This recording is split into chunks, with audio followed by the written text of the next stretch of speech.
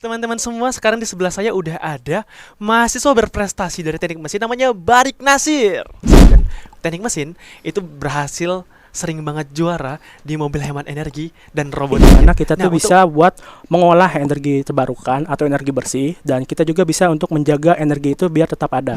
Lalu yang mau ngedesain gedung atau ngedesain mobil atau ngedesain mesin-mesin pasti selalu ada.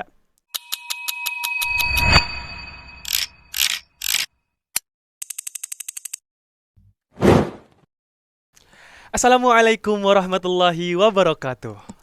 Halo Sobat Engineering, kembali lagi di Ngobeng Season 2 dengan saya Rido Perkasa Bukit dengan tema Mechanical Power, membangun mental juara di Teknik Mesin Universitas Mercu Buana.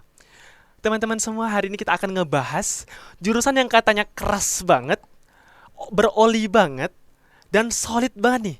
Apalagi kalau bukan jurusan teknik mesin. Nah, teman-teman semua, sekarang di sebelah saya udah ada mahasiswa berprestasi dari teknik mesin namanya Barik Nasir. Oke, Bang Barik, apa kabar hari ini? Alhamdulillah baik. Agak sedikit kejebak macet aja tadi. Waduh, Jakarta ya, normal banget. Bang Barik, boleh dong kenalin diri ke orang-orang biar orang-orang pada tahu nih, oh ternyata ini ya biodata prestasi mahasiswa berprestasi dari Mercu Buana. Oke, halo, hai Sobat Semercu. Perkenalkan, nama saya Bari Nasir Musad. Saya saat ini sedang di semester 8, semester akhir, dan tentunya saya sedang berkuliah di jurusan teknik mesin. Bang Barik, kesibukan Bang Barik sekarang lagi apa aja ya Bang Barik? Kalau buat kesibukan sekarang sih lagi tugas akhir yang pertama pasti kan, yang keduanya itu sambil lagi nyambi magang aja sih. Nah, ngomong-ngomong, untuk TA Bang Barik itu judulnya apa ya Bang? Judulnya sebenarnya agak ribet sih, pokoknya intinya adalah optimasi sensor pH dengan metode Taguchi, dan nantinya itu ada simulasi computational fluid dynamics atau CFD. Dan itu udah selesai Bang Barik? Lagi ada satu data sih yang kurang, lagi nyusun bab 4 sama bab 5 lah. Sampai sejauh ini Bang Barik, kira-kira Bang Barik itu udah mengerjakan ini berapa lama Bang? Sebenarnya project ini sebelum waktu ngambil semester 8 kayak semester 7 tuh udah mulai ngambil sih. Jadi nggak terlalu terburu-buru banget lah kayak gitu. Iya. Berarti Bang Barik sebenarnya masih punya waktu 1 semester lagi ya untuk menyelesaikan ini ya Bang Barik ya? Enggak, lulusnya di semester ini, buat sidangnya nanti kira-kira bulan Juni minggu ketiga. Oh, semester 8 ya? Iya, sekarang semester 8. Nah, yang kita tahu teman-teman semua bahwa Bang Barik ini adalah pemilik prestasi, segudang prestasi di berbagai bidang teman-teman semua. Bang Barik juga penerima beasiswa 4 tahun gratis kuliah dan pemilik IPS 4 di teknik mesin. Dan itu keren banget teman-teman semua. Bang Barik, boleh dijelasin gak gimana perjuangannya Bang Barik untuk dapatin ini semua? Kenapa untuk milih kampus Universitas Mercu Buana dengan abang yang keren banget kayak gini? Dan kenapa milihnya teknik mesin Bang? Jadi awalnya sih kalau boleh jujur, memang awalnya sih saya pun dulu sempat ketolak juga di PTN. Entah itu SNM, SBM, atau ujian mandiri. Nah terus karena emang saya pribadi emang harus kuliah, dan waktu itu karena kuliahnya itu harus beasiswa, karena biayain sendiri atau orang tua itu nggak bisa. Jadi saya nyarilah beasiswa di PTS, di mana PTS-nya itu jurusannya itu akreditasinya itu baru A. Nah waktu itu ketemulah Universitas Mercu Buana, dan waktu itu kan ada dua pilihan ya buat beasiswa yang milihnya. Jadi yang pertama itu saya waktu itu milihnya itu adalah teknik informatika. Dan yang keduanya itu baru saya milih jurusan lain yang akreditasinya udah A, yaitu teknik mesin. Dan ternyata yang kepilihnya itu adalah di teknik mesin. Tapi kalau misalkan ditanya apakah saya menyesal atau tidak, jawabannya enggak. Karena ketika saya masuk di jurusan teknik mesin ini, ternyata justru saya kayak berasa kayak sangat suka banget lah sama jurusan teknik mesin. Karena secara nggak langsung teknik mesin tuh kayak MIPA-nya. Kalau buat di bagian kayak STEM tuh kayak bagian MIPA-nya.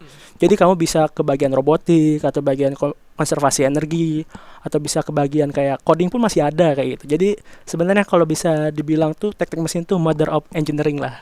Iya, mencakup segalanya. Nah, Betul. tadi Bang Barik ngomong teknik informatika. Berarti Bang Barik sebenarnya punya basic waktu masih SMA itu di teknik informatika Bang Barik. Jadi dulu tuh emang sempet kayak waktu itu kan emang coding tuh belum se-boomingnya sekarang ya.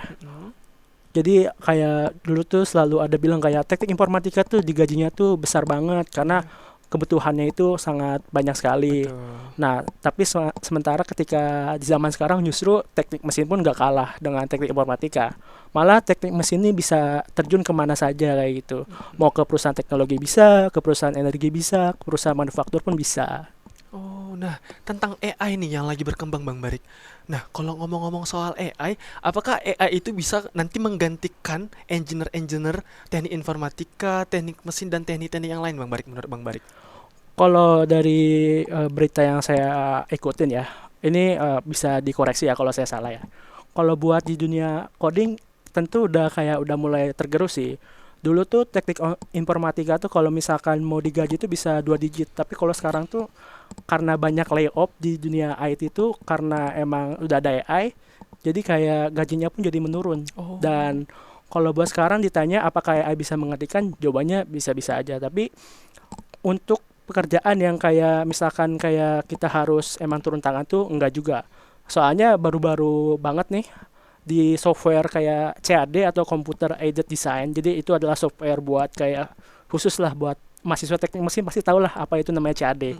Nah, itu tuh sekarang tuh kalau di software resminya kayak SolidWorks, terus nanti ada di Onshape kayak gitu, itu dia udah ada AI. Jadi kalau misalkan mau ngedesain lagi tuh kita nggak perlu desain manual, tapi bisa pakai ngeprom aja itu udah bisa.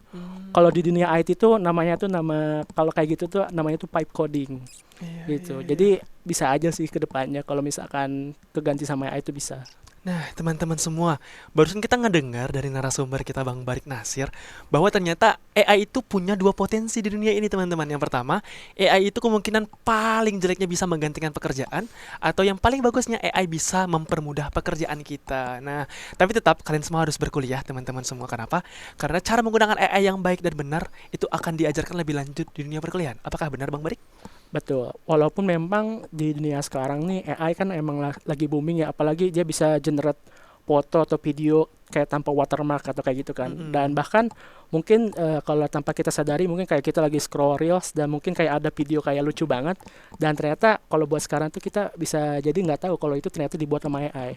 Dan mungkin kedepannya nanti bakalan ada kayak polisi atau kayak polisi itu kayak peraturan untuk AI ini digunanya tuh bagaimana kayak gitu sih. Nah, Bang Barik ngomong-ngomong bahas tentang AI nih. Menurut Bang Barik gimana sih cara penggunaan AI yang baik dan benar? Apakah ketika kita nggak tahu nih tentang satu materi, terus akhirnya kita ngeliat AI, terus kita nulis semua yang ada di AI, terus kita kumpulin atau gimana Bang Barik? Sebenarnya kalau buat AI itu jangan kayak misalkan ada tugas, dikasih tugasnya sama dosen, tapi kita kayak langsung copy aja soalnya lalu kita tempel tuh di ChatGPT atau Gemini atau yang lainnya. Lalu kita lihat tuh jawabannya lalu langsung kita catat tanpa memahaminya, itu salah satu yang salah sih kalau buat gunain AI. Jadi buat gunain AI itu kita harus kayak coba buat make sure lagi sama buat dipahamin lagi. Apakah ini emang benar ya ini yang jawabannya tuh kayak gini, kayak gitu. Tapi soalnya memang ada di berita tuh saya pernah lihat. Jadi buat kayak AI yang paling bagus kan sekarang tuh Claude ya. Betul. Nah, Claude tuh dia bisa buat kayak mecahin soal buat olimpiade. Oh. Dan itu dia jawabannya tuh benar. Iya, Jadi kayak keuntungan menggunakan AI itu kita bisa melakukan pekerjaan apapun kayak gitu. Dan kita bisa menjawab soal apapun. Tapi balik lagi kalau misalkan kita bisa menjawab soalnya tapi kita nggak paham kan sama aja ini dong kayak sia-sia. Iya benar banget, sepakat banget. Nah Bang Barik, nah ternyata teman-teman yang di rumah masih banyak banget yang bilang, aku nggak mau kak masuk teknik mesin, soalnya pasti kena oli, pasti di bengkel. Aku nggak mau, cuman bisa bongkar pasang motor. Nah teman-teman semua di kampus Universitas Mercu Buana, kita itu punya 3 konsentrasi. Yang pertama ada konservasi energi, yang kedua ada konstruksi mesin, sama material maju. Untuk penjelasannya akan dibantu oleh Bang Barik. Bagaimana Bang Barik? Jadi emang benar ya di perguruan tinggi Universitas Mercu Buana ini dia untuk jurusan teknik mesin itu ada 3 konsentrasi. Jadi kalau yang pertama itu dia ada konservasi energi, di mana konservasi energinya kayak dari kata yang pertama itu konservasi, di mana kita tuh bisa buat mengolah energi terbarukan atau energi bersih dan kita juga bisa untuk menjaga energi itu biar tetap ada.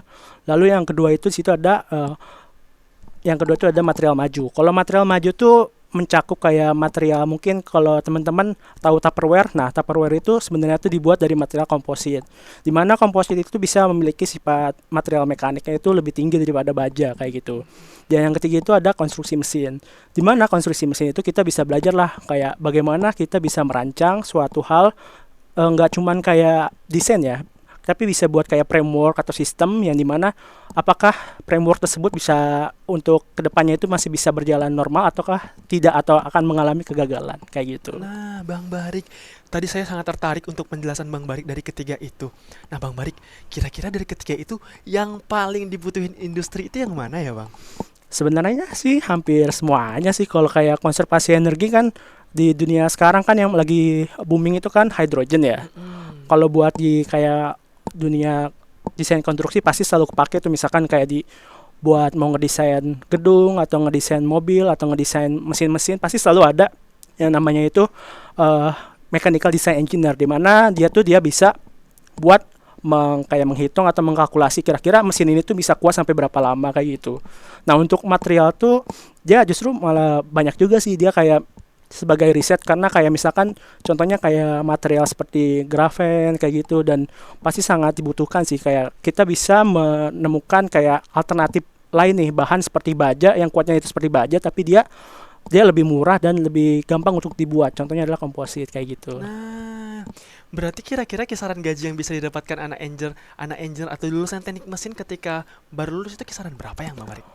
Mungkin kalau untuk gaji pasti udah di atas UMR lah. Oh, pasti ya kalau kalau anak-anak engineer ya, Bang Iya. Barik ya. Oke, Bang Barik. Nah, kita masuk ke konsentrasi, tadi kita udah ngebahas ya, Bang Barik. Nah, kita berikutnya masuk ke prestasi, Bang Barik. Nah, yang saya dengar bahwa Bang Barik ini berprestasi internasional bahkan sampai nasional, teman-teman semua, dan teknik mesin itu berhasil sering banget juara di mobil hemat energi dan robotiknya. Nah, untuk Bang Barik itu berhasilnya di bidang apa, Bang Barik? Dan gimana perjuangannya bawa nama Mercu Buana, Bang Barik? Kalau dari saya pribadi sih, saya nggak ikut dari yang kontes mobil hemat energi sama KRT sih, tapi saya ikutnya di bidang lain sih, kayak misalkan lomba esai. Waktu itu pernah ikut lomba esai, kalau nggak salah dari Universitas Padang, itu waktu itu juara 3 seingat saya. Terus juga pernah sering kayak ikut lomba desain CAD kayak gitu, sering juga. Terus juga ada lomba kayak, ada sih lomba internasional yang waktu itu pernah saya ikutin, itu dia lomba Wintex.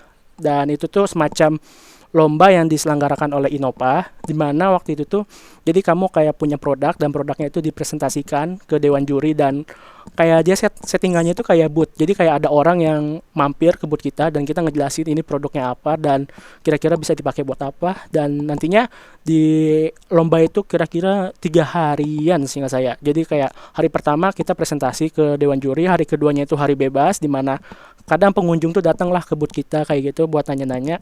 Dan yang hari ketiganya itu dia adalah pengumuman. Dan waktu itu alhamdulillahnya produk saya itu yang namanya Lockfilm itu dia bisa juara, dapat gold medal sama special awards dari Korea. Oh, teman-teman semua, Bang Barik berhasil dapetin gold medal dan special award yang diselenggarakan oleh Korea, teman-teman, di Indonesia. Dan Bang Barik juga adalah mahasiswa berprestasi atau MAPRES Universitas Mercu Buana. Dan Bang Barik juga berhasil mendapatkan pertukaran pelajar ke Cina, di mana persyaratannya adalah harus jago bahasa Inggris yang pertama. Dan kita tahu bahwa di Cina orang-orangnya itu beberapa banyak yang nggak bisa bahasa Inggris, maka Bang Barik juga harus bisa bahasa Cina. Nah, gimana Bang pengalaman Abang selama di Cina? Jadi emang benar sih, memang mungkin karena negara mereka itu emang makmur ya, jadi emang warga lokalnya itu kayak nggak mau buat belajar bahasa Inggris kayak gitu ya. Jadi memang kadang kalau misalkan kita kayak bisa bahasa Inggris atau apa, kita belum tentu bisa kayak ngobrol sama orang Cina. Dan waktu itu salah satu solusinya kita adalah aplikasi translate dari khusus buat Cina tuh apa yang namanya, saya lupa namanya. Jadi kayak kita ketik aja kayak gitu, kayak misalkan pengen pergi ke mall atau apa, nanti kita tunjukin ke warga lokalnya, nanti dia nunjukin. Dan kalau dari negara Cina sendiri sih, menurut saya pribadi yang paling menonjol tuh teknologinya. Jadi teknologinya itu sangat-sangat maju, sangat berbeda sekali dengan di sini. Semoga nanti Indonesia bisa seperti itu. Amin. Kita Jadi tunggu.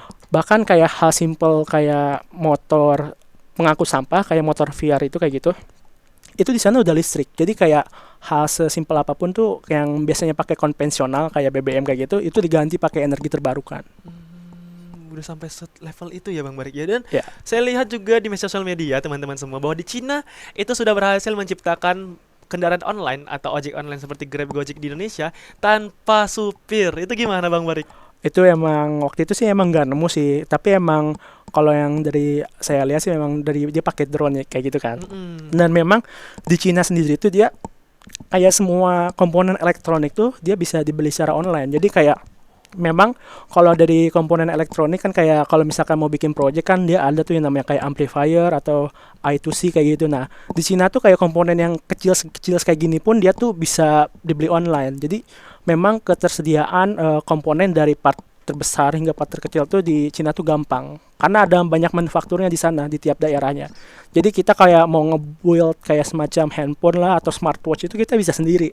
Tinggal order kayak komponen-komponen elektroniknya aja atau bisa kayak tanya kayak iPhone kita sebenarnya bisa asalkan kayak kayak selalu pahamin kayak gitu kayak komponen apa aja sih yang diperlukan dan kayak codingnya itu bagaimana. Iya. Sebenarnya bisa. Nah, Bang Barik, ngomong-ngomong soal material yang diciptakan Cina, kita tahu bahwa negara-negara maju itu udah berhasil menciptakan material-material mereka sendiri ya. Nah, untuk rating-rating dari negara seperti Amerika, Inggris, Cina, menurut Bang Barik dari yang paling bagus ke level yang paling rendah itu apa Bang?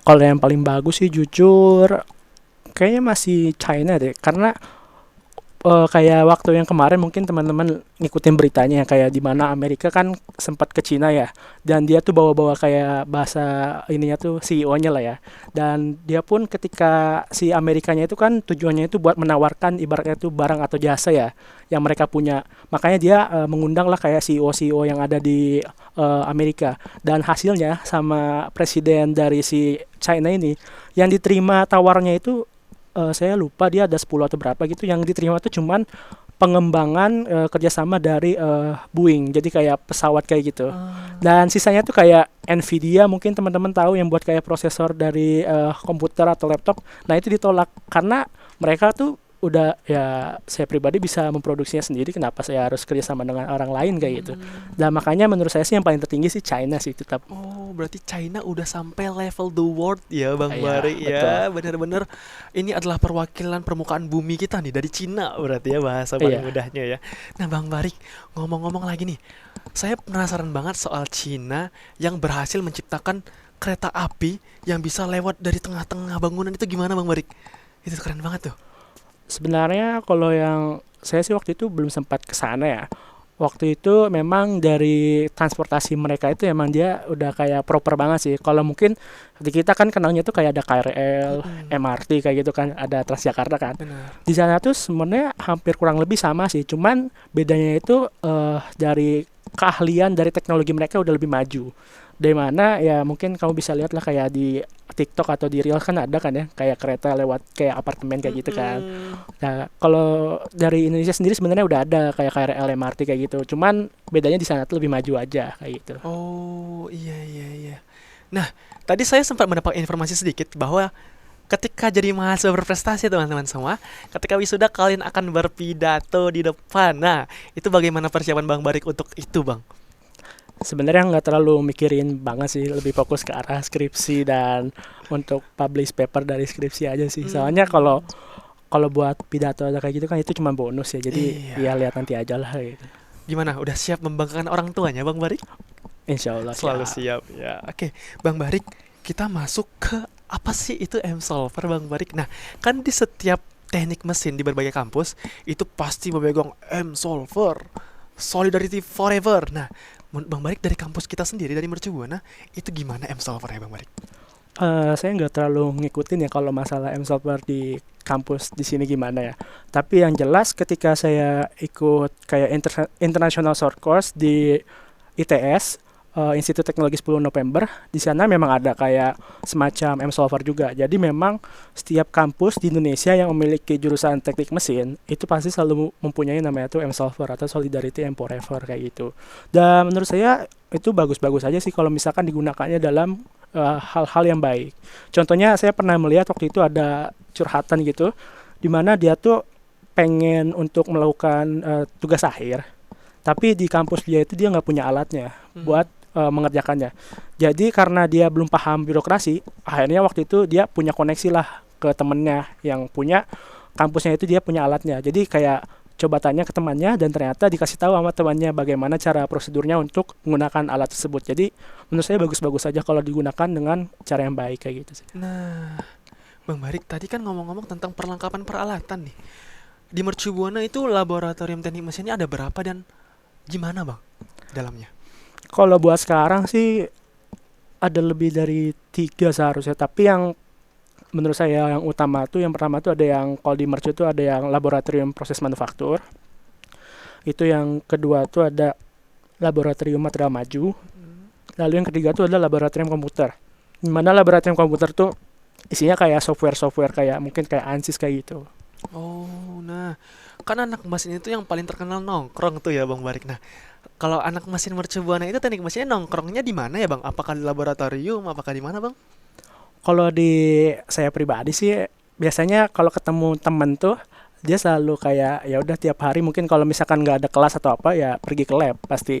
Dan pastinya nanti di lab tuh pasti entah saya yang datangnya ke pagian atau kesiangan pasti selalu ada teman gitu yang tiba-tiba datang atau apa kayak gitu. Kayak kita memang ngobrolnya tuh biasanya tuh di lab kayak gitu. Ngobrolin akademik pastinya ya Bang Barik Iya, ya. bagaimana akademik berjalan, lalu gimana proyeknya lancar atau apa, atau kayak perlu ada yang bantu gak atau kayak gitu. Nah, jadi teman-teman semua nggak usah takut ketika masuk teknik mesin teman-teman di Universitas Mercu Buana. Karena apa? Karena di sini ternyata seniornya kayak gini lucu-lucu dan imut-imut ya teman-teman, ganteng-ganteng baik-baik. Jadi kalian nggak usah takut. Nah, ngomong-ngomong tentang senior persenioran nih Bang Barik. Menurut Bang Barik gimana dulu abang diperlakuin sama abang-abangannya abang dan gimana abang memperlakukan adik-adikannya abang? Kalau yang dari abang-abangannya yang baik ada, yang buruk juga pasti ada. Yang buruk itu bisa dibilang lah oknum lah. Dan kita nggak usah fokus lah ke bagaimana mereka jahatnya itu kayak gimana nggak usah. Tapi kita fokus lah ke kayak senior yang baik. Nah di senior yang baiknya ini kita bisa lah mengaplikasikan. Untuk kalau di angkatan saya yang angkatan 22 tuh waktu ngejabat kan memang kayak banyak lah kayak proker atau yang bisa ngebantu adik-adik kayak angkatan 24, 25 kayak gitu sih. Jadi emang kayak kalau yang dari seniornya itu baik, pasti kita selalu terusin sih kayak gitu. Nah, berarti secara nggak langsung Bang Barik ngomong bahwa di sini juga ada pembinaan akademik dari abang-abangan untuk adiknya kayak gitu ya Bang Barik ya. Betul. Nah, kalau untuk Bang Barik sendiri, Bang Barik udah memberikan apa Bang untuk adik-adiknya nih? Kalau adik-adik kadang kayak misalkan waktu awal-awal perkuliahan mungkin kayak belum tahu lah birokrasi itu kayak gimana. Biasanya tuh ada kayak angkatan yang himpunan yang lagi sedang menjabat itu nanti biasanya kayak datang lah kayak buat ngasih tahu kayak sosialisasi birokrasinya itu kayak gimana, Kaprodi itu fungsinya apa, Sikprodi itu fungsinya apa, dan kalau misalkan mau ikut lomba gimana, kayak terus kalau misalkan untuk tata letak kayak DNA kampus tuh kayak gimana, biasanya dikasih taunya sama senior. Dan kalau buat pribadi saya biasanya tuh ngasih kayak misalkan ada kayak soal atau misalkan kayak ada latihan yang kayak mungkin bagi mereka itu kayak susah, mungkin saya bisa bantu kayak gitu. Dan terus juga kalau misalkan ada kayak adik-adik yang pengen nyoba kayak riset di laboratorium material maju, biasanya kalau ada alat yang pengen mereka lakuin tuh biasanya nanya dulu tuh ke seniornya, contohnya kayak ke saya atau ke senior yang lain.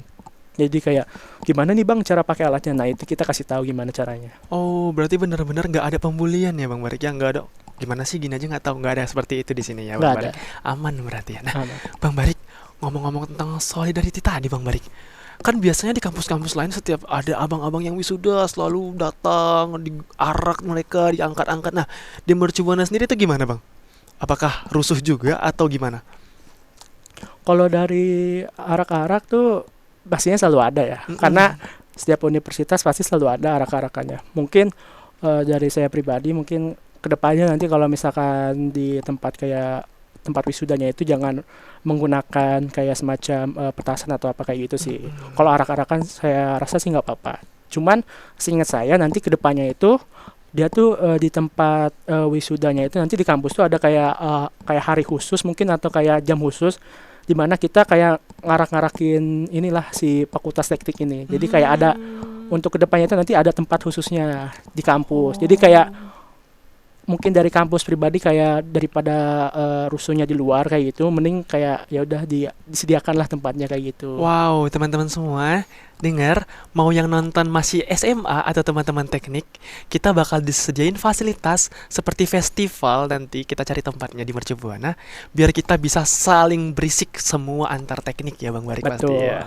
Nah, Bang Barik, kita masuk ke pembahasan dosen nih, karena biasanya adik-adik pasti nyari takut dosennya galak, takut dosennya susah dihubungin. Nah, gimana Bang Barik, menurut Bang Barik dosen-dosen di Universitas Mercubuana khususnya di teknik mesin? Overall sih pada baik sih, asalkan emang kitanya kayak nunjukin respect lah ke dosennya itu bagaimana cara untuk berkomunikasi. Jangan asal-asal tiba-tiba P atau kayak langsung nggak Waduh. ada kayak pembukanya terlebih dahulu kayak gitu. Bukan dosen tuh kayak Tuhan atau kayak dewa atau kayak gitu. Cuman kan sebenarnya kalau kayak gitu kan udah tata krama kan. Kayak ibaratnya kamu ingin bertamu ke rumah orang kan pasti selalu ada tata keramanya kan. Benar Bang. Jadi saran saya sih ya enggak sih, overall pada baik-baik semua kok dosennya. Baik-baik dan pastinya relasinya luas-luas ya Bang Betul. Barik. Nah, untuk dosen nih Bang Barik, siapa sih dosen favorit Bang Barik? Dan siapa orang yang paling berjasa di hidup Bang Barik selama dunia perkuliahan Bang Barik? Kalau dosen yang menurut saya favorit itu ini berdasarkan timeline ya. Yang pertama tuh waktu awal-awal kuliah saya dosen favoritnya itu ada namanya Bapak Muhammad Fitri atau Pak Fitri dipanggilnya. Dia itu saya favoritin beliau tuh karena ketika dia mengajar, di mana waktu itu mata kuliahnya susah itu namanya, yaitu mekanika struktur, mekanika kekuatan bahan, di mana kan itu hitung-hitungan kan, dan kayak mengaplikasikan gaya gitu ke suatu truss atau frame kan, dan itu kalau misalkan mungkin dapat dosennya bukan beliau, saya nggak bisa terlalu paham tentang mekanika struktur atau mekanika kekuatan bahan. Nah, makanya ketika saat dapat beliau, saya langsung kayak mendapatkan pencerahan lah, kayak loh kok jadi mudah gini, kok malah jadi seru ya ini kalau masuk teknik mesin. Ternyata pemecahan masalahnya tuh kayak logis dan secara berurutan kayak gitu, dan itu ternyata seru banget. Terus yang berikutnya itu ada yang namanya itu Bapak Sagir Alfa atau pembimbing saya. Jadi beliau itu sangat baik sekali karena bisa dibilang dia itu role model saya dalam penelitian, karena beliaulah yang waktu itu ketika semester 4 atau 3 gitu seingat saya, dia kayak mengajak saya lah untuk mengikuti penelitian, mau ikut gak penelitian kayak gitu. Lalu ya karena beliau juga lah saya bisa tahu bagaimana riset itu berlangsung kayak gitu, dan beliau pun orangnya tuh teliti, dan kalau misalkan ngejelasin sesuatu itu tuh dia enak banget karena dia bisa ngejelasin sesuatu yang kata kita tuh sulit kayak gitu, kayak misalkan superkapasitor, terus semikonduktor tuh apa kayak gitu, kayak kita mikirnya ini apaan ya, kok susah banget, tapi ketika beliau menjelaskan, walah ternyata gini doang kayak gitu. Kayak terus di berikutnya itu ada yang namanya tuh Ibu Andarani Kartikasari atau Bu Wow. Rani. Jadi Bu Rani ini salah satu dosen yang baru lah bisa dibilang ya. Waktu itu ketika angkatan saya itu ngejabat, jadi beliau itu orangnya itu kayak ngejelasinnya juga gampang ketika di mata kuliahnya dia. Terus kalau misalkan kita mau beraktivitas nih angkatan saya, misalkan kayak ada aktivitas mau kunjungan industri, nah pasti beliau lah yang kayak ngedampingin kayak gitu, dan selalu support terus lah pokoknya Bu Rani ini ke mahasiswa-mahasiswanya, dan saya sangat suka sekali lah dengan dosen-dosen seperti itu. Dan royal juga pastinya ya Bang Barik ya. Betul. Nah, jadi teman-teman semua, ketika dosen yang dibilang Bang Barik tadi adalah dosen-dosen yang paling berjasa, teman-teman di sini ada dosen yang dia tuh suka jajanin mahasiswanya ketika mau praktek. Ada dosen yang ngasih teka-teki seperti kenapa kapal Titanic itu bisa tenggelam. Betul. Nah, itu adalah pertanyaan yang harus kalian siapkan. Dan dosen Pak Sagir itu adalah dosen yang sejuta ilmu teman-teman semua, sejuta pengalaman tentang praktek, tentang penelitian.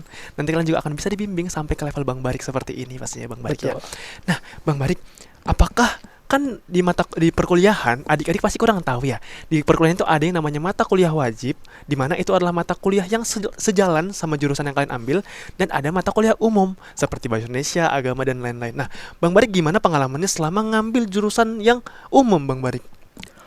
Kalau di matkul umum sih saya selalu kayak ngambilnya tuh bukan di kelas bersama dengan jurusan saya sih, teknik mesin. Biasanya mungkin bukan angkatan saya dong ya, tapi angkatan yang lain juga pasti selalu gitu sih, karena teknik mesin pasti isinya selalu cowok terus kan. Kayak Mm-mm. kita biar relasinya itu selalu berkembang, makanya kita biasanya ngambilnya tuh kelasnya tuh di jurusan yang lain, misalkan kayak Pikom atau Pasilkom kayak gitu. Wow, ya. Jadi ternyata teman-teman bukan cuman kita yang suka cuci mata, ternyata mahasiswa berprestasi juga butuh teman-teman semua ya untuk refreshing pastinya ya Bang Barik ya. Nah, teman-teman semua, cara anak mesin melatih public speakingnya, komunikasinya juga adalah dengan mengambil matkul umum dan mengambil kelas bersama anak ilmu komunikasi pastinya. Nah, itu adalah salah satu trik yang bisa kalian coba ke depannya Bang Barik, benar? Betul. Nah, Bang Barik, masalah percintaan nih di dunia perkuliahan, Bang Barik. Nah, kira-kira Bang Barik melihat masalah percintaan di dunia perkuliahan itu gimana sih Bang Barik? Apakah lintas jurusan? Apakah sama jurusannya? Kan kita tahu di teknik mesin itu juga ada ceweknya kan? Nah, gimana menurut Bang Barik itu?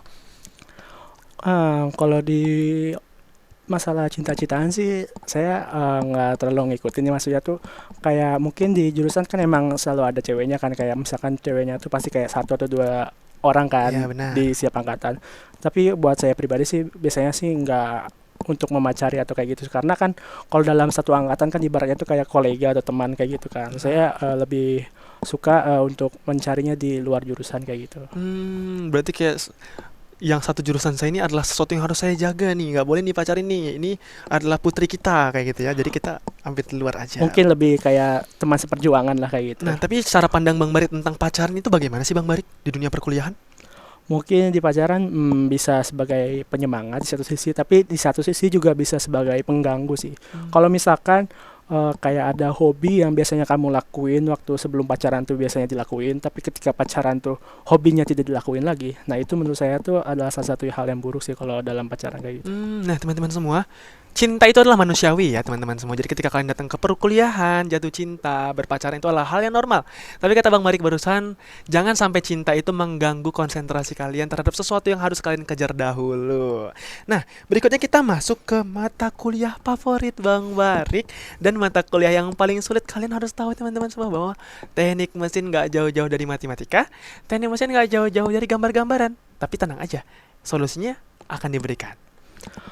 Kalau dari matkul yang paling favorit sih, yang pertama ada mekanika atau statika struktur, lalu yang kedua tuh ada mekanika kekuatan bahan, terus juga ada analisa kegagalan, terus juga hampir semuanya favorit sih, karena emang asalkan kita bisa berpikir kritis dan bisa menjalankan tugasnya itu sesuai perintah dosen, dan jangan bolos lah ketika hari besar seperti UTS atau UAS, pasti nilai itu pasti selalu aman. Tapi emang kalau dari matkul yang paling susah sih saya pribadi tuh lebih memilih mekatronika. Mekatronika. Karena dulu mekatronika itu dia matkul di semester 5. Tapi karena saya ingin cepat lulus, jadi ketika semester 2 tuh saya selalu mengambil yang namanya itu 24 SKS full. Dan ketika semester 3 saya waktu itu mengambil matkul tambahannya itu adalah mekatronika. Dimana ketika saya mengambilnya, itu kan saya bersama cutting atau senior ya. Nah, memang mata kuliah mekatronika itu di kampus Universitas Mercu Buana ini seperti ipar adalah maut. Jadi kayak pasti ketika nilainya itu keluar, emang dari generasi sebelumnya pun pasti kayak hampir setengah kelas tuh gagal. Jadi emang ipar adalah maut mata kuliah mekatronika itu. Waduh. Dan waktu itu ketika nilainya itu keluar tuh saya mendapatkan C+. Jadi ketika di transkrip saya tuh yang nilainya C+ cuma 1 mekatronika. Wow, Bang Barik juga mendapatkan C+. Betul, tapi dari C+ tersebut jadi refleksi ya buat saya tuh kayak kedepannya terus bagaimana kayak gitu. Mengkoreksi diri ya Betul. Bang Barik ya. Nah, Bang Barik, contoh nih, saya dari SMK Bang Barik misalnya, saya nggak bisa matematika. Bagaimana saya mengatasi kekurangan saya ini ketika saya masuk perkuliahan jurusan teknik mesin Bang Barik? Sebenarnya kalau buat orang-orang yang SMK mungkin lebih kayak belajar lagi sih masalah kayak hal-hal basic kayak matematika atau kimia dan fisikanya sih.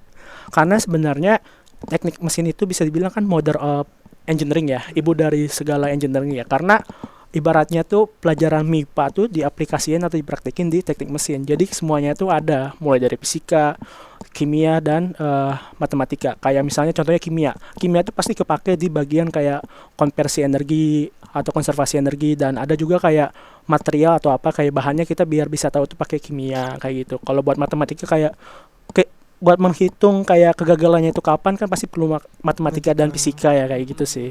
Nah, berarti benar-benar harus belajar dulu pelan-pelan. Iya, Tapi bakal dibantu kan Bang? Kan misalnya di satu kelas pasti ada yang lulusan SMK sama SMA tuh. Jadi mereka bisa saling bantu di satu kelas. Apakah itu adalah suatu solusi yang bisa dilakuin Bang Marik di satu angkatan tuh? bisa. Jadi salah satu solusinya emang kita kayak di angkatan saya, angkatan 22 tuh dulu ketika ada mata kuliah yang susah tuh biasanya kita ngerjainnya itu bareng-bareng kayak gitu. Dan mungkin kayak di angkatan adik-adik, mungkin kalau ada yang susah tuh biasanya kita ngebantuin juga kayak gimana cara buat mengatasi soalnya kayak gitu gimana kayak gitu. Oh iya iya. Nah, tapi biasanya Bang Marik di satu angkatan pasti ada keajaiban yang datang teman-teman. Pasti ada satu orang yang pintar banget tuh. Tiba-tiba kayak wah kok bisa ya ada orang yang sepintar ini. Nah di angkatannya Bang Marik ada Bang Marik tuh di dua-dua teman-teman semua. Nah di angkatan saya iya. Oke kita lanjut pertanyaan berikutnya. Nah Bang Marik selain berkuliah kesibukan Bang Barik tuh ada apa aja sih Bang Barik waktu lagi berkuliah nih misalnya kayak magang atau apa segala macam boleh dijelasin Bang Barik? Kalau biasanya di luar kuliah tuh yang pertama pasti selalu mencari yang namanya tuh project. Mm-mm.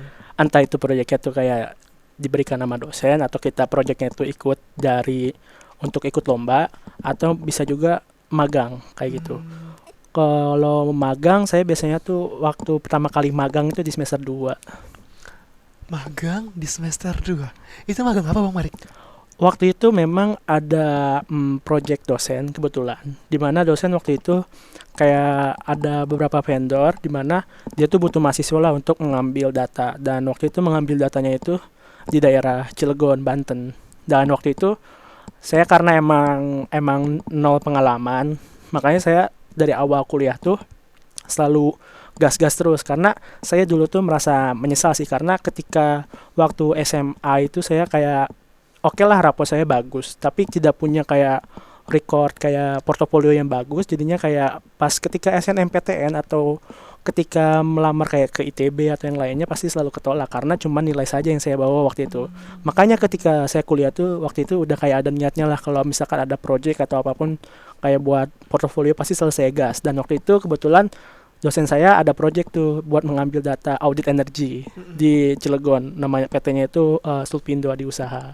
Dan waktu itu kurang lebih sekitar 3 bulan lah di situ. Dan itu pasti dapat uang saku ya Bang Barik ya. Betul. Enaknya itu teman-teman semua.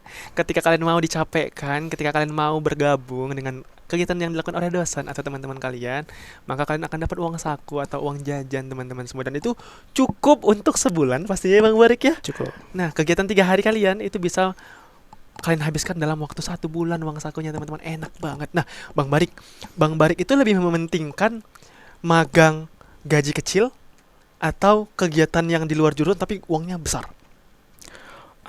Karena saya lebih menyukai masa depan yang bagus, saya sih lebih milih kayak ada antara, kadang kan harus milih emang dua ya, antara dapat pengalamannya atau dapat ini uangnya ya. Nah, kalau buat saya pribadi sih sekarang lebih mencari pengalaman dulu sih biar nanti karir path-nya itu bisa lebih bagus ketika sudah lulus kayak gitu.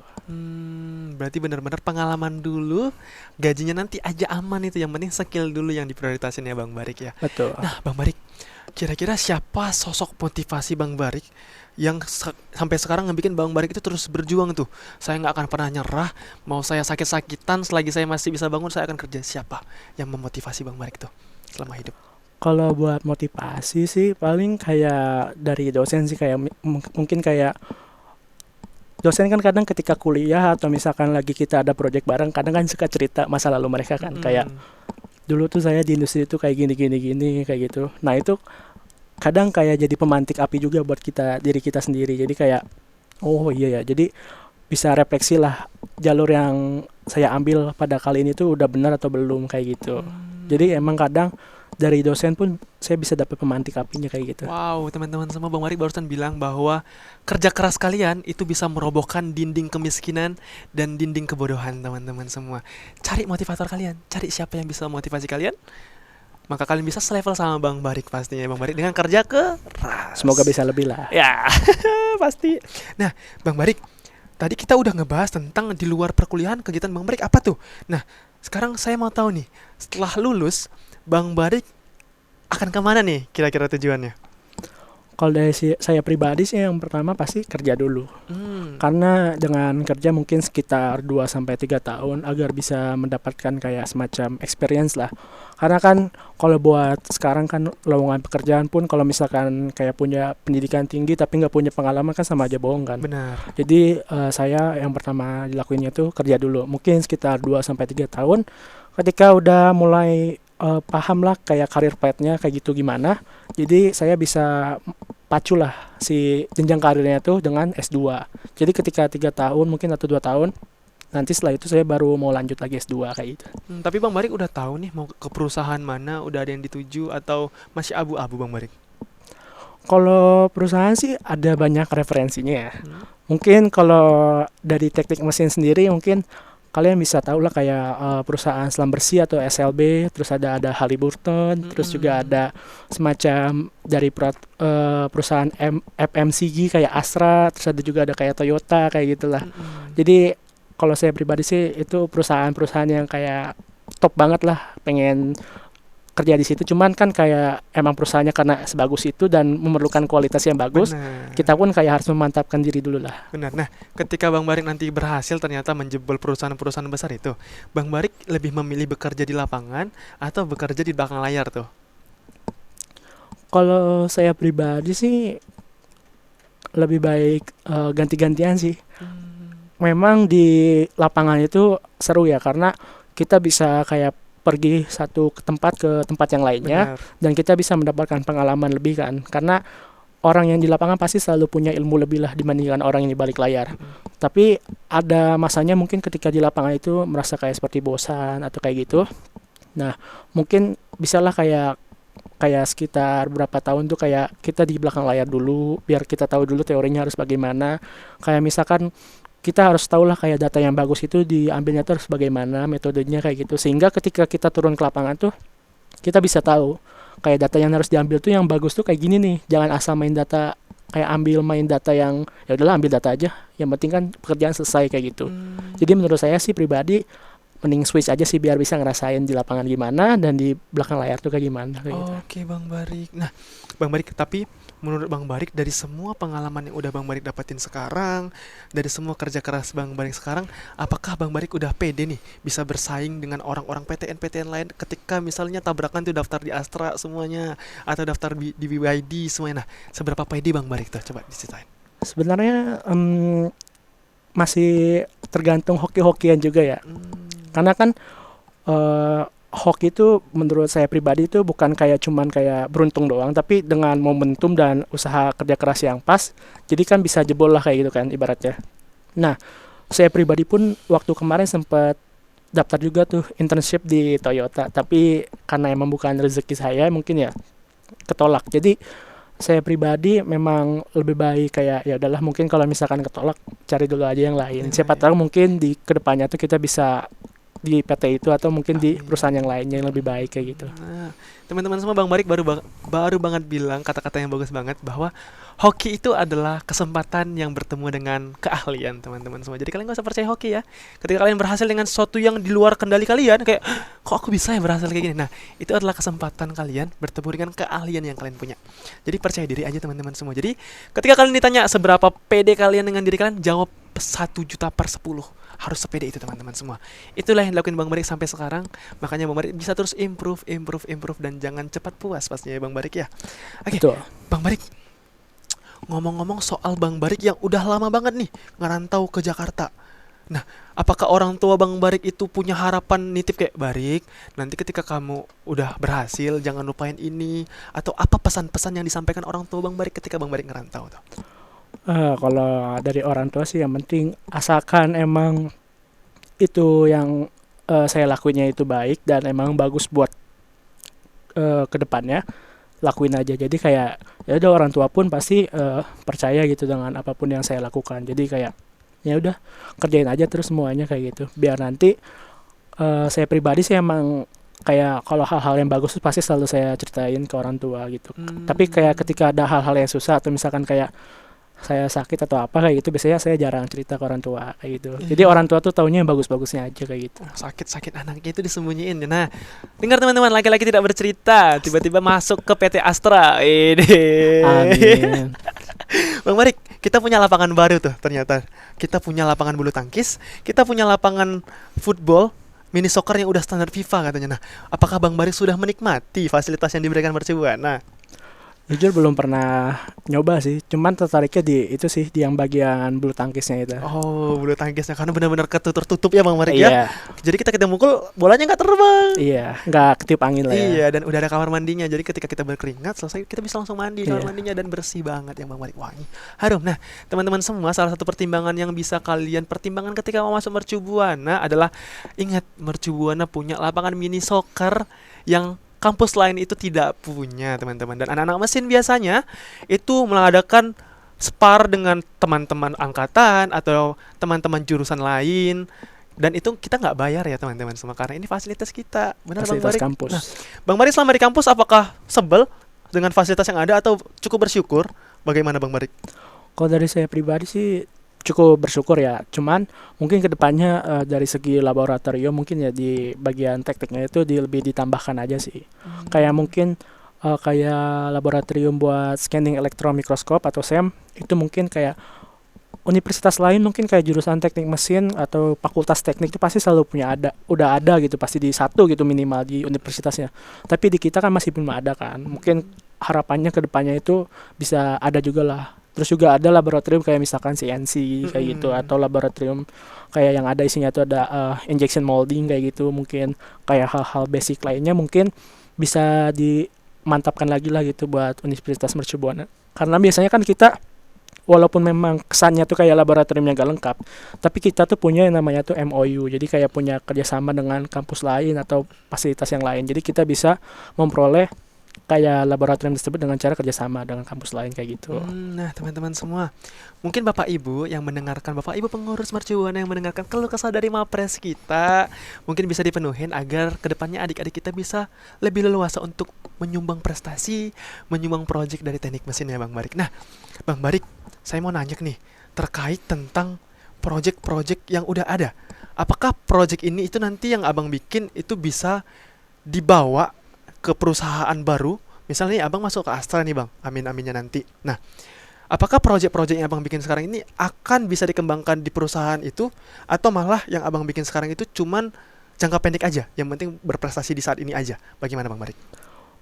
Sebenarnya tuh kalau bagi yang project tuh entah barangnya yang bisa kepake atau ilmunya yang kepake. Jadi kadang mungkin kayak kita tuh cuman kayak kuliah doang gitu, kayak ngerjain tugas ya udah ngerjain tugas doang kayak gitu. Tapi ternyata ketika kita coba pikirin lebih jauh ke depan, ternyata dari tugas tersebut itu bisa menjadi portofolio kita. Contohnya itu seperti mata kuliah desain produk.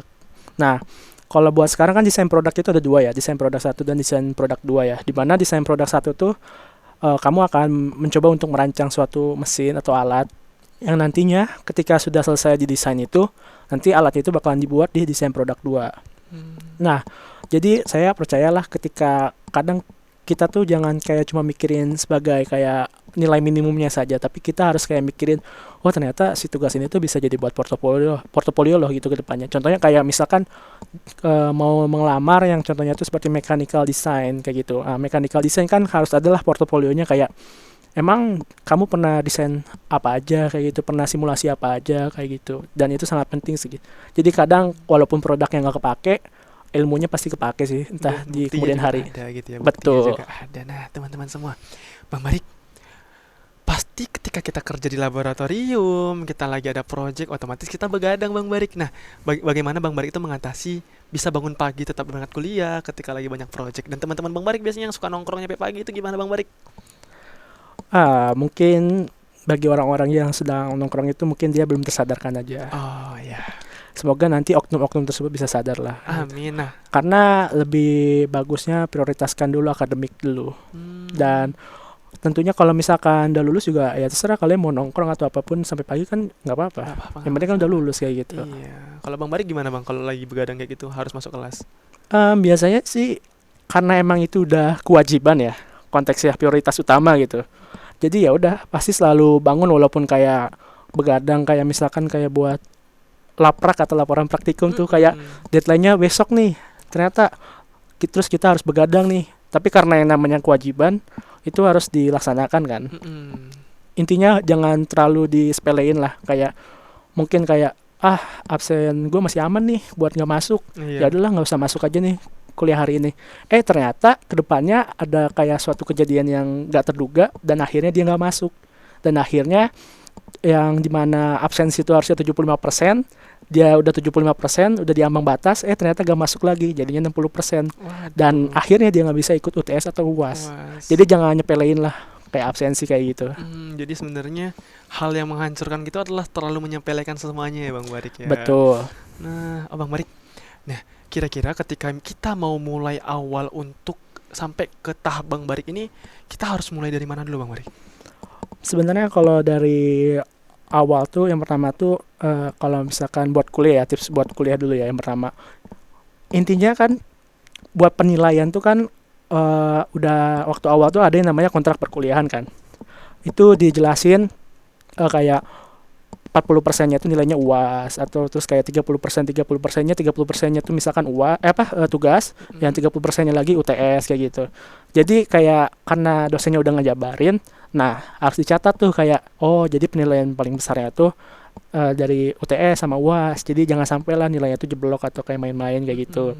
Terus juga diperhatiin lagi kayak absensi itu kayak boleh kayak nggak masuk tuh berapa kali sih kayak gitu, biar nanti UTS atau UAS itu nggak keblok kayak gitu. Terus juga kalau buat diriku pribadi biasanya selalu mencoba yang namanya tuh explore, entah itu dari internal atau eksternal. Jadi kayak misalkan dosen nih kayak butuh bantuan mahasiswa, mungkin kayak pengabdian kepada masyarakat atau kayak penelitian, nah itu kita bisa ikut lah, kayak tanpa kayak ya adalah daripada kita cuman kuliah doang. Karena kalau misalkan di zaman sekarang kita cuman kuliah doang, kayak kita nggak ada nilai lebih, kayak semua orang kan bisa kuliah juga kan. Belum lagi saingan kita dari PTN kayak gitu kan. Iya. Jadi kayak kalau misalkan cuman kuliah doang tuh menurut saya pribadi sih masih sia-sia sih. Jadi usahakanlah buat explore internal atau eksternal kayak gitu. Kadang pun kayak di eksternal tuh kayak ada info misalkan kayak international short course.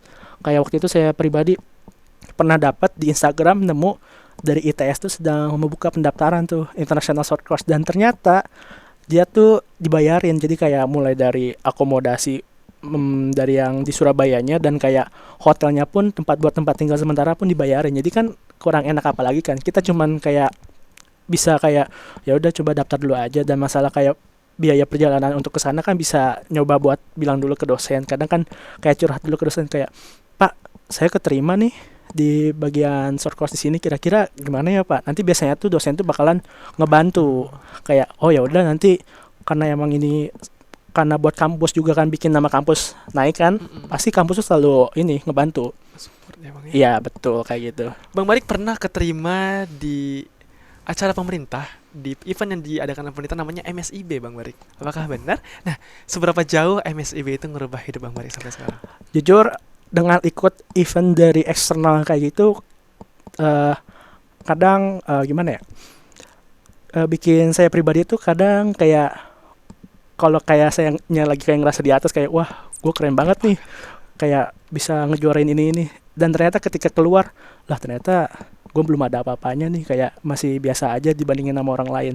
Jadi kadang ketika ikut dari event yang di luar tuh kayak paham lah kayak kualifikasi diri kita tuh ternyata masih kurang, dan kita nggak bisa berbangga dengan cepat seperti itu.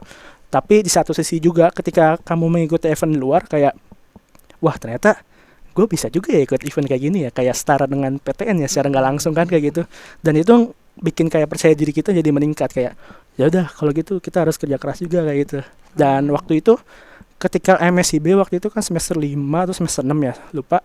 Nah, itu ngeubah pandangan saya tentang desain, karena waktu itu saya mengikuti yang namanya itu studi independen bersertifikat, di mana waktu itu saya mengikutinya itu dari PTN Yosia, di mana isi dari studi independen ini dipelajari lah yang namanya itu software design. Software desainnya itu mulai dari AutoCAD, terus ada Autodesk Inventor, terus ada AutoPipe, terus ada SolidWorks. Dan di situ tuh kadang ketika saya mengikuti pelatihannya itu, lah Ternyata di kampus cuma bisa diajarinya itu cuma sampai ngebentuk kubus doang. Dan ketika mengikuti pelatihan itu kayak, walah software ini tuh ternyata bukan cuma bisa dibuat dalam bentuk kubus doang, tapi bisa kayak bikin desainnya itu lebih kompleks kayak gitu. Dan ternyata kita tuh kayak masih ibaratnya tuh kayak ikan hiu di dalam kolam kayak gitu. Oh. Nah, ketika mengikuti kegiatan tersebut kayak, oh ternyata bisa dieksplor lebih luas lagi nih. Dan oh perkembangan industri di sini tuh kayak gini-gini. Dan itu sangat ngebuka mata saya pribadi sih. Wow, saya jadi tertarik banget diajarin Bang Barik teman-teman soal ini. Nah, Bang Barik, ngomong-ngomong soal MSIB yang udah ditutup pemerintah gara-gara program baru. Nah, Bang Barik ada saran nggak buat teman-teman perkuliahan atau teman-teman SMA untuk pertukaran pelajar apa yang paling worth it nih, Bang Barik?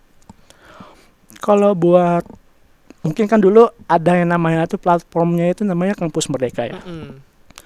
Tapi emang yang namanya itu pemerintahan, karena beda pemerintah pasti beda kebijakan kan. Benar banget. Nah, kalau buat sekarang sih dia platformnya lebih ganti ya. Dia namanya itu namanya itu Magang Hub. Jadi itu tuh lebih ngefokusin buat ke mahasiswa akhir atau yang mahasiswa yang masih fresh graduate kayak gitu. Jadi emang saranku pribadi selalu ikutin lah berita-berita yang kayak pemerintah lagi buka lowongan ini. Nah, itu kita jangan sampai ketinggalan info kayak gitu. Dan kalau misalkan kayak mau nge-upgrade skill pelatihan tapi kita nggak punya uang atau apa, sekarang tuh sebenarnya tuh udah ada tuh namanya tuh kayak BBPV, jadi kayak semacam balai pelatihan. Jadi setiap di daerah tuh sebenarnya tuh ada namanya balai pelatihan atau BLK lah kayak gitu. Jadi kalau dari diriku pribadi sih yang paling bagus dan emang matching ke jurusan teknik mesin tuh kayak ada tuh namanya tuh di BLK Bandung. Dia tuh selalu ada lah kayak pelatihan kayak entah buat pelajari desain 3D atau kayak buat mengoperasikan bubut atau kayak gitu. Dan emang yang penting tuh jangan malas aja sih buat nyari info di luar kayak gitu. Iya. Nah, Bang Barik saya mau nanya nih. Berhubung ini pengalaman saya pribadi juga dan saya yakin teman-teman juga pasti menanyakan ini. Nah, apa device, laptop, or computer yang paling cocok, paling bagus untuk teknik mesin, Bang Barik? Kalau saya pribadi sih karena spesifikasi laptop saya itu masih yang kayak komputer, menurut saya sih itu masih cukup aja sih kalau kayak buat desain sederhana atau apa kayak gitu. Tapi mungkin komputer tuh bakalan ngaruh ketika kamu ngambilnya tuh misalkan ada project atau tugas akhirnya itu yang berbasis dengan simulasi. Jadi adalah namanya tuh simulasi CFD atau Computational Fluid Dynamics, di mana software yang paling terkenalnya itu adalah ANSYS. Nah, di software ANSYS itu semakin bagus spesifikasi dari si laptopnya itu semakin bagus. Jadi kayak semakin cepat gitu buat simulasi tersebut. Jadi kalau saya pribadi sih emang kadang kan emang kalau yang laptop kayak gitu kan mahal ya. Mungkin bisa dicek juga di kampusnya apakah memiliki fasilitas seperti laboratorium komputer atau enggak. Karena di Mercu sendiri kan udah ada ya. Baru-baru ini laboratorium komputer di mana itu softwarenya tuh udah legal dan sangat powerful sekali. Dia pakai ANSYS dan komputernya pun spesifikasinya udah bagus banget. Udah bagus banget ya Bang Barik ya. Udah bisa di segala hal, mau diterjang, mau diapain juga kuat pastinya ya Bang Barik ya. Nah, Bang Barik, Mercu Buana Teknik Mesin itu punya mobil untuk perlombaan kita. Nah, Bang Barik bagaimana menangkapi tentang mobil kita ini yang jadi kebanggaan Mercu Buana ini Bang Barik? Apakah Bang Barik ikut serta? Bagaimana Bang Barik menangkapi mobil-mobil ini Bang Barik? Kalau dari saya pribadi karena saya nggak ikutan, jadi ya mungkin bisa mengharap yang terbaik aja lah. Dan mungkin karena mungkin bisalah dipikirin lagi prospek kedepannya, mungkin kayak dibikin jadi mobil listrik atau kayak mobil berbasis fuel cell agar bisa kayak bahan bakarnya itu jadi hidrogen atau energi terbarukan kayak gitu sih. Itu sebenarnya udah berkembang banget ya teman-teman semua. Ketika Mercu Buana nanti udah berhasil bikin mobil berbahan bakar air atau hidrogen, maka kesempatan kita jadi orang kaya udah deket banget teman-teman semua. Kenapa? Karena ternyata mobil listrik yang udah jadi solusi sekarang ternyata masih bisa ngerubah iklim ya Bang Barik katanya. Betul. Ya. Nah itu gimana Bang Barik menurut Abang? Ya sebenarnya saya percaya untuk menggunakan teknologi yang paling baru tuh sebenarnya walaupun memang kadang ada negatifnya, tapi ada kayak sumbangsi kita untuk mensupport bagian developmentnya. Jadi mungkin emang si listrik nih ibaratnya tuh jadi solusi buat transisi saja. Jadi kayak emang kayak mikirnya kayak kan listrik masih diproduksinya paling besarnya pakai batu bara atau kayak gitu kan. Cuma balik lagi sih kayak oke emang dari batu bara, tapi kan dengan kita misalkan mensupportnya tersebut mungkin adalah kayak solusi yang lain, karena kan yang bagian kalau misalkan kita membeli kan ada kayak berapa persennya itu buat bagian R&D ya atau yang development ya, jadi kayak mungkin kesannya kayak kita masih kayak tetap support buat batu bara tersebut, tapi percayalah karena ada persentasenya yang sebut yang kita udah support, nantinya pasti kedepannya pasti selalu ada yang baru. Dan mungkin kedepannya hydrogen bisa jadi solusi lah buat kayak permasalahan mobil-mobil kayak gini. Karena melimpah banget ya Bang Barik pastinya Betul. hidrogennya. Nah tapi yang jadi permasalahan hidrogen adalah hidrogen itu sangat ringan dan mudah terbakar. Itu bagaimana Bang Barik cara kita menemukan solusi dari itu Bang? Sebenarnya dia bisa di solusinya itu adalah yang pertama pasti menggunakan storage-nya yang mumpuni lah ya, kayak dia mungkin kayak walaupun misalkan bocor atau terbakar tuh kayak nggak langsung kena ke bagian pengemudinya atau kayak penumpangnya, tapi bisa ke bagian yang lainnya. Soalnya hidrogen itu emang karena dia tuh ringan dan kayak cara buat bikin dia tuh bisa disimpan ke dalam storage yang kayak efisien, nah itu harus kayak dimampatin, jadi kayak pressure-nya itu harus kayak dimampatin banget, makanya kadang di storage-nya itu dia tekanannya tinggi dan makanya bisa bahaya kayak gitu kalau misalkan bocor atau tiba-tiba kayak meledak atau kayak gitu. Nah harapannya sih emang harus ada storage-nya yang kayak bisa spesifikasi, mungkin kayak sebelum mendesain tuh ada yang kayak simulasi dulu lah, kayak spesifikasinya udah cukup belum atau kayak gitu. Iya. Dan kita tahu Bang Barik bahwa ternyata lulusan kita banyak banget yang bekerja dan berhasil di dunia industri. Seperti dosen-dosen kita yang ternyata udah punya rumah harga miliaran, kebeli BMW harga miliaran, cuman dari kerja sebagai engineer Bang Barik. Nah, menurut saya ternyata Mercu Buana ini bukan kampus yang sepele ya Bang Barik ya, Betul. tapi kampus pencipta generasi bangsa. Nah, dari angkatan Bang Barik sendiri, ada berapa menurut Bang Barik orang-orangnya berpotensi untuk berhasil juga, atau siapa aja yang bisa atau Bang Barik rangkul sebagai partner Bang Barik nih? Kalau saya pribadi sih untuk kesuksesan orang-orang kan pasti beda-beda kan. Benar banget. Mungkin emang dia kayak mungkin dia nggak cocok lah buat kayak kerja sama kita, tapi kan bisa sukses juga di jalur yang lain kan, kayak gitu. Tapi untuk partner pribadi, untuk cara mengikuti cara kerja kita emang sedikit sih kadang yang emang buat kayak kerja sama buat kita terus kayak selaras kayak gitu, emang agak susah buat dapetin kayak gitu. Sebutin satu nama yang Bang Barik senang banget nih sama nih orang, kayak kagum, kayak this is my bestie bro. Siapa Bang Barik? Sebutin satu nama Bang. My bestie, aduh banyak sih masalahnya tuh. Pokoknya tuh orang yang menjabat di himpunan sih, pokoknya itu keren-keren banget sih, karena ketika di angkatan saya menjabat itu bayangin aja kayak workshop pelatihan tuh dia nggak cuma satu, yang biasanya tuh tahun sebelumnya tuh kayak cuma satu doang atau kayak paling banyak dua, ini di angkatan kita bisa 2 atau 3 kayak gitu. Dan bahkan kunjungan industrinya tuh waktu itu ke buat ke pom bensinnya hidrogen pertama gitu di Indonesia kayak gitu. Dan itu menurutku pribadi sangat keren sih, emang salut lah pokoknya buat angkatan 22. Nah, itu adalah salah satu bukti solidnya anak mesin teman-teman. Disuruh satu milih dia nggak bakal bisa, pasti no. Temanku adalah keluarga aku teman-teman semua, jadi nggak ada yang beda ya.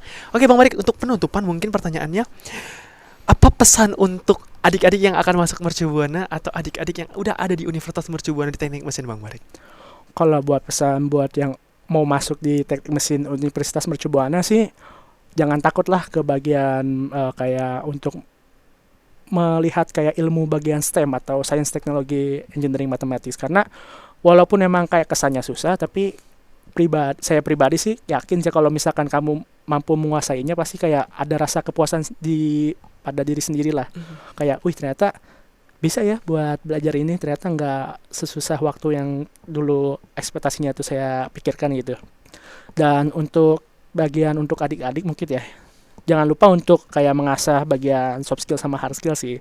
Dan jangan lupa untuk explore bagian internal dan eksternalnya. Karena kalau misalkan kita cuman kuliah doang, kuliah pulang, itu menurut saya pribadi kita nggak bakalan bisa bersaing di dunia industri. Wow, Itu kata-kata yang bagus banget teman-teman semua. Kita harus bersaing di industri ya. Oke, mungkin teman-teman karena waktu kita udah habis, kita udah selesai sampai ke penghujung acara. Kita ucapkan banyak-banyak terima kasih kepada Bang Barik sebagai narasumber Sama-sama. kita karena kita udah banyak banget dapat daging hari ini teman-teman semua ternyata ya. Kita tunggu nextnya lagi teman-teman, kita akan berjumpa dengan siapa, dan teman-teman semua buruan daftar karena nanti Desember Bang Barik udah lulus. Jadi kalian harus bertemu sama Bang Barik nih. Biar nggak sayang nih alumni kalian yang paling hebat. Nah, kita tutup pakai pantun. Kalau ada jarum yang patah, jangan disimpan di dalam peti. Kalau ada kata-kata kami yang salah, jangan laporkan kami ke polisi. Kamu ragu, kamu rugi. Wassalamualaikum warahmatullahi wabarakatuh. Waalaikumsalam. Yeay.